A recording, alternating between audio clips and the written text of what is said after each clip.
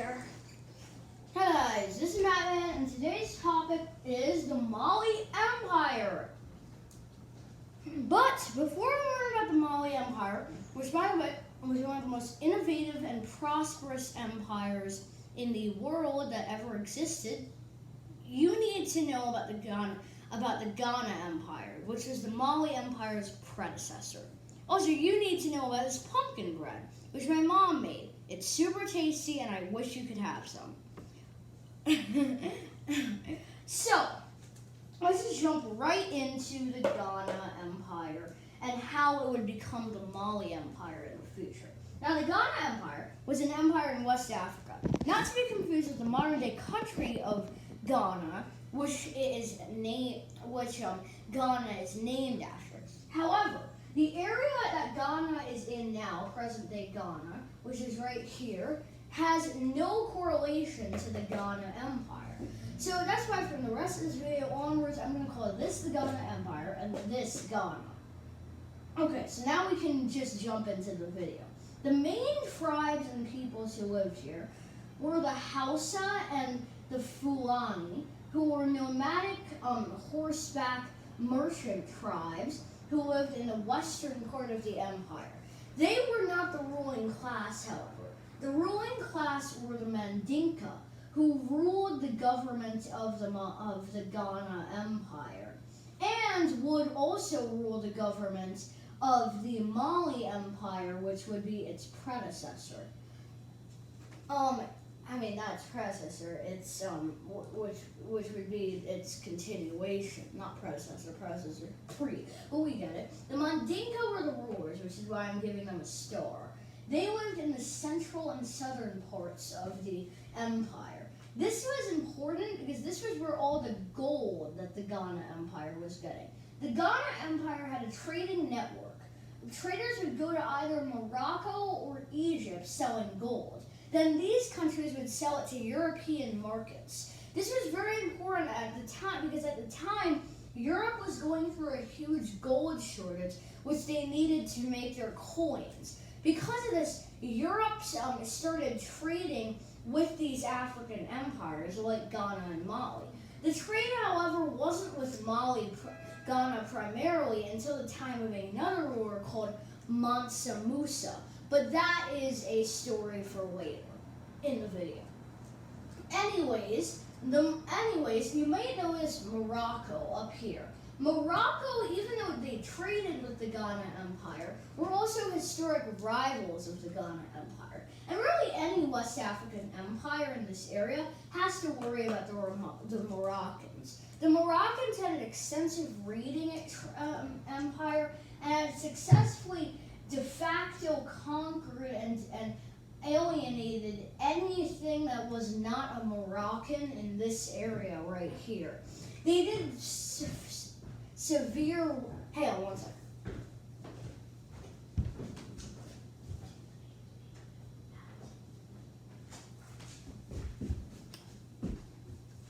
Back. There was just a brief pause there. I had to go get something, which was this cap from the marker. But anyways, the Moroccan Empire raided down into the Ghana Empire at the end of the 11th century, which started to mark its decline. One Moroccan raid ended up in the very late 11th century, ended up destroying the entire empire, crumbling it to pieces. The Moroccans now controlled the salt trading industry of the north, which was what another group that we'll be studying, the Tuaregs, specialized in. The last group that we're going to talk about is the Soso. The Tuareg lived in the northern parts of the empire, but the Soso lived in the central eastern parts of the empire. The Soso were not the strongest type in the empire, were not the strongest people in the empire, but they sure were higher than the Hausa or the Fulani. So, when the Ghana Empire finally collapsed and went into a period of disintegration, different states broke away, and the king of the Mali Empire, a Mondinka, died. This got rid of all of the Mondinka's power. Now, who do you think would be the ones to fill the power vacuum in the Ghana Empire? It wouldn't be the Hausa or the Fulani, as they were mostly worried with their horses and their merchant deals. After all, they were the ones doing this trading in the first place. It wouldn't be the Tuareg either, because they did trading with salt and were mostly merchant kinds. They also lived mostly in the desert outside of the empire, instead of actually in the empire, and only would go into the empire occasionally to open up new trading markets or bring Islam and other religions down to Mali, Ghana and Mali, to us African in general actually, which was a big part of this trade. In exchange for stuff like imams, mosques, and trades, Islam was brought down these trading routes as well, and it became a strong connection. While primarily gold would be brought to these other places. This started the Malian and Ghanan gold trade, which became the most profitable gold market in the world. However, at this point, Ghana was essentially fractured, and you guessed it, the new rulers of this Ghana Empire would be the Soso. The Soso broke this system and tried to found their own tyrannical empire. The Soso wanted to be more of a militaristic ruling class, and their vicious leader, Sumanguru, which is spelled like this, I believe, was a powerful magician in Mali tradition, oral history, and traditions. The people telling this oral history were probably not exactly right, as this was probably a myth, because to some extent magic doesn't exist, but it was a part of the Malian culture. But the people storytelling this would be griots or griots, and they become very important in later Malian history because they become a part of the class system that the Malian Matsas or emperors would found. Now, Sumanguru was well on his way to conquering all of the Ghana Empire under the Soso kings. He had ruled around this land by this time. However, many people didn't like Sumanguru and feared him. But the people who didn't like him were either too scared to rebel and conquer Sumanguru's lands, or just were busy doing other things. So Sumanguru ruled Mali with an iron fist for around 10 to 7 years at most, and essentially was the ruler of the previous lands of the Ghana Empire. However, little did Sumanguru know, there was another ruler in the south that was taking prominence, the Mondinka ruler, Sunjata. Sunjata becomes very important in this story, as he is the main protagonist, if you will, in the story. So the Mondinka were kind of back again, and Sunjata had even more legitimacy points because he was actually the son of the previous Ghanan emperor, who was a Mondinka. So now the Mondinka and the Soso were involved in a power struggle.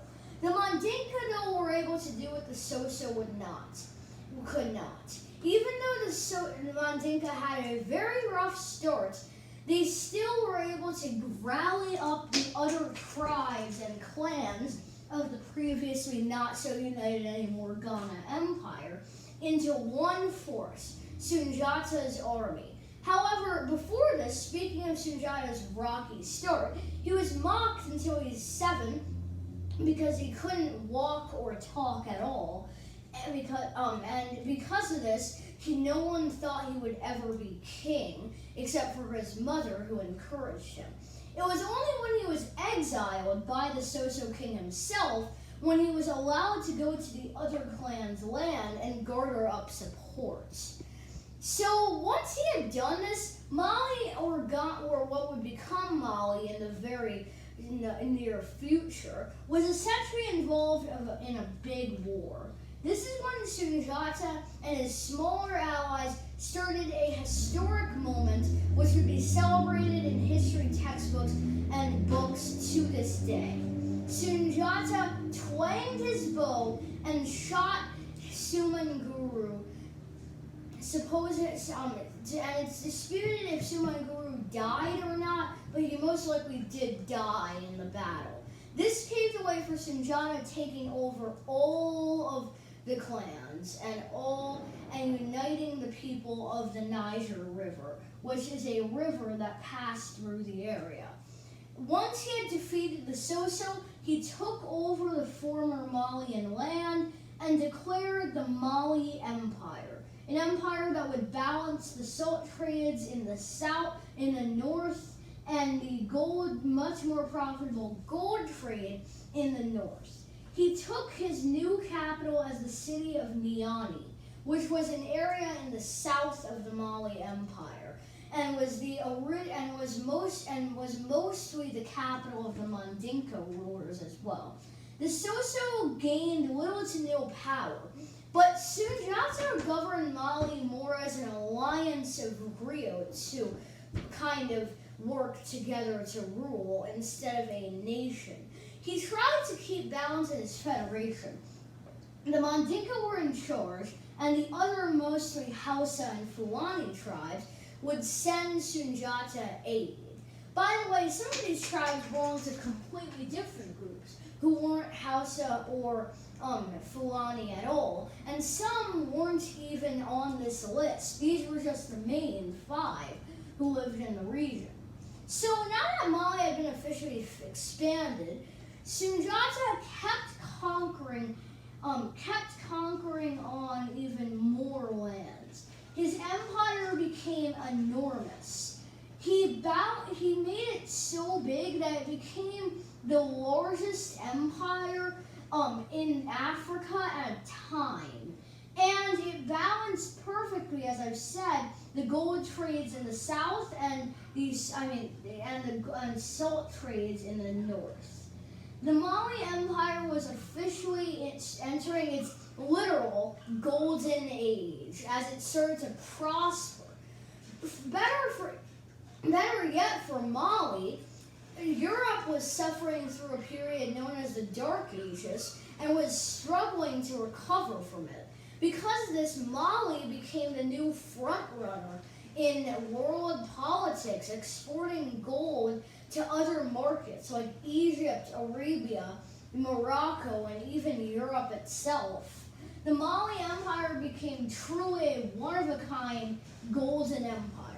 Eventually, Sunjata did die, like all people do, and he was replaced by a network of other kings that were not as successful as him, but still maintained in keeping the gold trades in the south stable.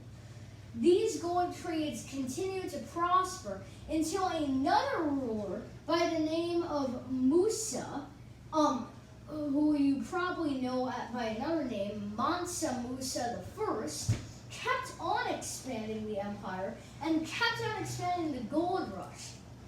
Musa and Sunjata are mostly considered the 2 most famous rulers of Mali. However, when you think of the Mali Empire, if you didn't know about the Mali Empire, you probably have heard of Mansa Musa. Mansa Musa was extreme gold champion. He rocked in gold, and I'm going to explain this right now. He is the richest man to have ever existed in the history of the entire universe. That's just how rich he was.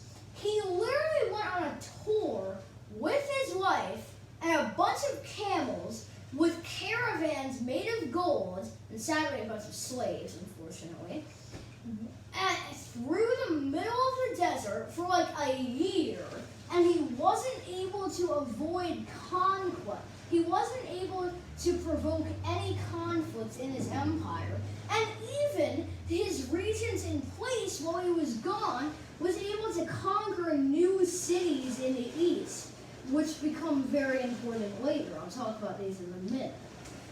his tour was so extravagant, it was considered something that had been never done before. Mansa Musa became an unforgettable ruler across the entire world.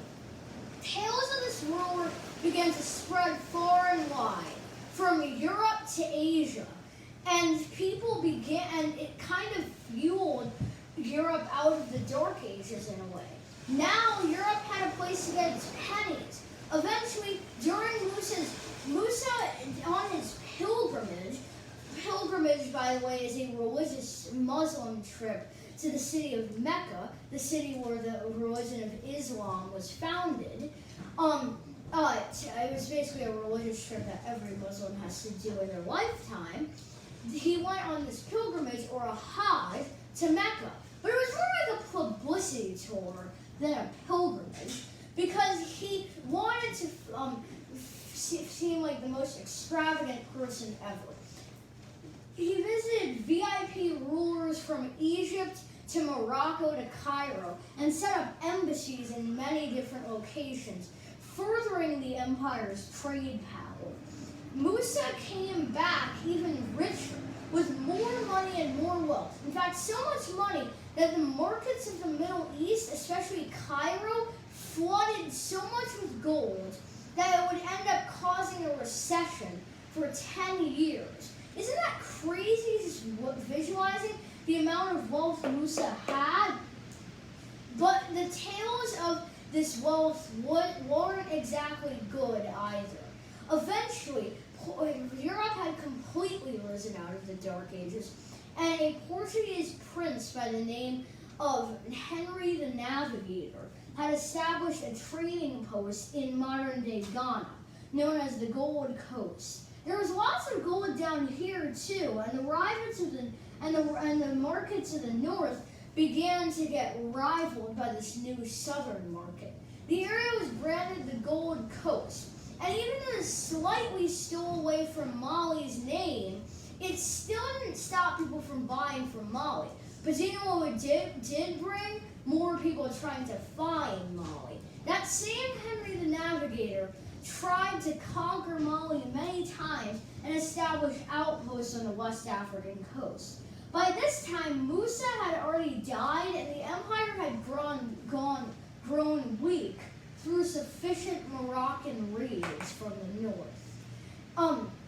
Musa's rulers, by the way, were very much less successful than by establishing Moroccan peace than Musa was. However, the new cities that Musa had conquered also became more religious. Oh, it's raining outside. This is getting crazy. Cities by the likes of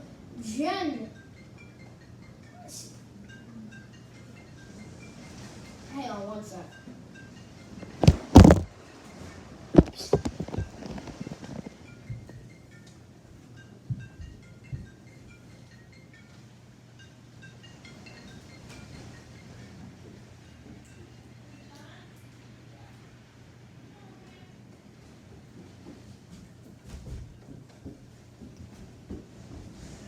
Sorry for the brief intermission, guys. I just had to do something very briefly. Anyways, it's raining outside. So I should probably wrap this video up, but let's keep going with the last part of Mali's history. Cities like Djenné, Timbuktu, and Gao prospered at this time with universities and mosques. In fact, the Sankore University. Stop. In fact, the Sankore University in Timbuktu became one of the world's largest learning centers at the time. Anyways, Mali was a very, very prosperous empire, but just like that, all good things come to an end. Eventually, a rival declared independence from the Mali Empire itself. This was the feared ruler of the Songhai Empire, another very prosperous African empire. The Songhai Empire controlled the silk markets and a bit more than the Mali Empire did, and was actually controlled more by the Hausa and Fulani peoples. This influence didn't help the Mali Empire one bit, and it made it extremely hard to trade. This ended up resulting in the Mali Empire falling and collapsing, slowly but little by little. The Songhai Empire eventually took over Timbuktu and the entire northern landmass of the Mali Empire. The Mali Empire had basically fallen apart by this point, and it was unclear who would be the final nail in the coffin for the Mali Empire. Mali Empire was losing ground very quickly, and it looked like it would be for the history books.